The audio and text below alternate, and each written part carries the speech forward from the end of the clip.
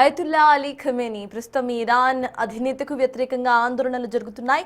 Not only in Iran, ప్రపంచవ్యాప్తంగా అనేక దేశాల్లో ఈ సుప్రీం లీడర్కు వ్యతిరేకంగా ఆందోళనలు జరిగాయి. ఇండియాలో కూడా జరుగుతున్నాయి. కానీ ఇక్కడ వ్యతిరేకంగా జరగట్లేదు. ఖమేనీకి మద్దతుగా కశ్మీర్లో ర్యాలీస్ నిర్వహించారు ఆయన మద్దతుదారులు. మరి ఈ ఆందోళనలను మనం ఎలా చూడాలి? ప్రపంచమంతా కూడా ఖమేనీ పాలనపై విమర్శలు చేస్తూ ఉంటే మన దగ్గర మాత్రం ఎందుకు సపోర్ట్ వస్తోంది? సో దీనికి సంబంధించి we discussing. So yes sir, కశ్మీర్లో ర్యాలీ చేస్తూ ఖమేనీకి సపోర్ట్ చేస్తున్న విజువల్స్ సైతం ప్లే అవుతున్నాయి. ప్రపంచం మొత్తం కూడా ఇటు ఖమేనీని అపోజ్ చేస్తూ ఉంటే మన దేశంలో కశ్మీర్లో ఇటు ఖమేనీని సపోర్ట్ చేయడం, ఖమేనీ చేస్తుంది కరెక్టే అనటాన్ని ఎలా చూడాలి సార్? అంటే వీళ్ళకి నాలెడ్జ్ లేదు అనుకోవాలా, అవగాహన లేక వీళ్ళు ఇలా చేస్తున్నారు అనుకోవాలా, లేకపోతే ఎలా? అవగాహన లేక కాదు, అవగాహన పొరపాటుగా ఉంది. అంటే ఇరాన్ పైన అమెరికా ఒత్తిళ్లు, అమెరికా ఆంక్షలు, అమెరికా మిలిటరీ జోక్యాన్ని వ్యతిరేకిస్తూ ప్రదర్శన చేయడం ఒక ఎత్తు. కనీసం అట్లీస్ట్ ఒక బలమైన దేశం ఒక చిన్న దేశం పైన ఆ దేశ సార్వభౌమాధికారాన్ని హరించకూడదు అనే ప్రిన్సిపల్ పైన యాంటీ ఇంపీరియల్ పొజిషన్ పైన చేయడం ఒక ఎత్తు. ఇరాన్ భవితవ్యాన్ని ఇరాన్ ప్రజలే తేల్చుకోవాలి తప్ప అమెరికా కాదు. ఎందుకంటే ఇరాక్లో చూసాం, లిబియాలో చూసాం, ఆఫ్ఘనిస్తాన్లో చూసాం, అనేక దేశాల్లో చూసాం అమెరికా జోక్యం చేసుకొని అక్కడేం ప్రజాస్వామ్యాన్ని ఉద్ధరించలేదు. అందువల్ల ఇరాన్లో అయతుల్లా ఖమేనీని అంతం చేసి ఇరాన్లో ఏదో ప్రజాస్వామిక పరిపాలన ఏర్పాటు చేస్తుందని మనం భ్రమపడాల్సిన అవసరం లేదు. అమెరికా చాలా దేశాల్లో ఇలా జోక్యం చేసుకుంది. 1954లో గాటర్మలాలో, 1973లో చిలీలో, 1989లో పనామాలో, 2001లో ఆఫ్ఘనిస్తాన్లో, 2003లో ఇరాక్లో, 2011 లిబియాలో, ఇలా చాలా దేశాలలో జోక్యం చేసుకుంది. మీరు ఎక్కడన్నా అమెరికా ప్రజాస్వామ్యాన్ని నిలబెట్టిందా? ఎక్కడన్నా డెమోక్రటిక్ వెస్టర్న్ తరహా డెమోక్రసీ వచ్చిందా? ఇక్కడ ఇంకా భయంకరమైన పరిస్థితులు, ఐసిస్ లాంటి ప్రమాదకరమైన శక్తులు, అల్ఖైదా లాంటి ఫోర్సెస్, బిన్ లాడన్ లాంటి వాళ్ళు ఎమర్జ్ చేయడానికి అమెరికా ఫారిన్ పాలసీ ఉపయోగపడింది.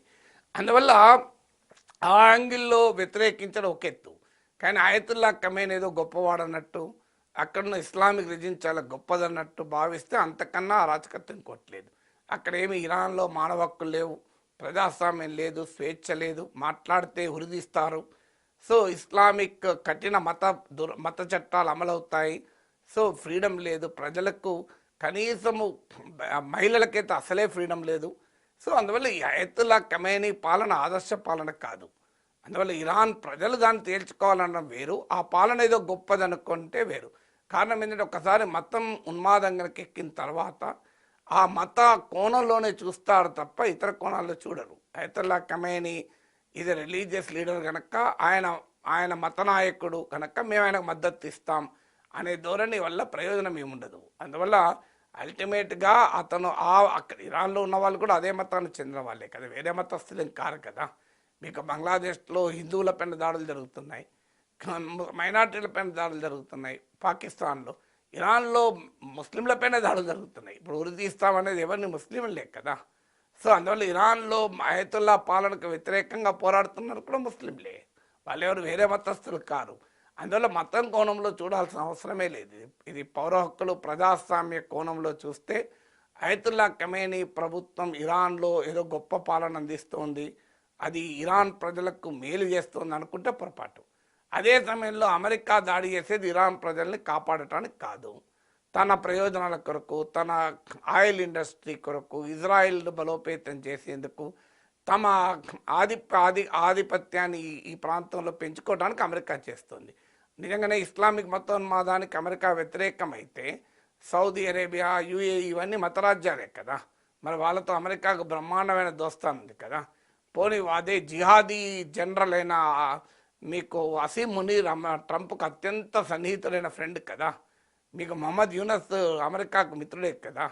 అందువల్ల నిజంగానే ఇరాన్ పైన ఏదో అమెరికా మతోన్మాదాన్ని వ్యతిరేకించి దాడి చేయడం లేదు, ఇరాన్ ప్రజలకు ఏదో ప్రజాస్వామ్యాన్ని, స్వేచ్ఛను, సంపదలు ఇవ్వటానికి దాడి చేయడం లేదు. ఇరాన్ తన ఆర్థికంగా ఎక్స్ప్లాయిట్ చేయడానికి దాడి చేస్తుంది. అందువల్ల దాన్ని ఖండించడం వేరు, ఇరాన్ పైన అమెరికా దూకుడిని ఖండించడం వేరు, ఖమేనీ పాలన సమర్థించడం వేరు, రెండు వేరువేరుగా చూడాలి.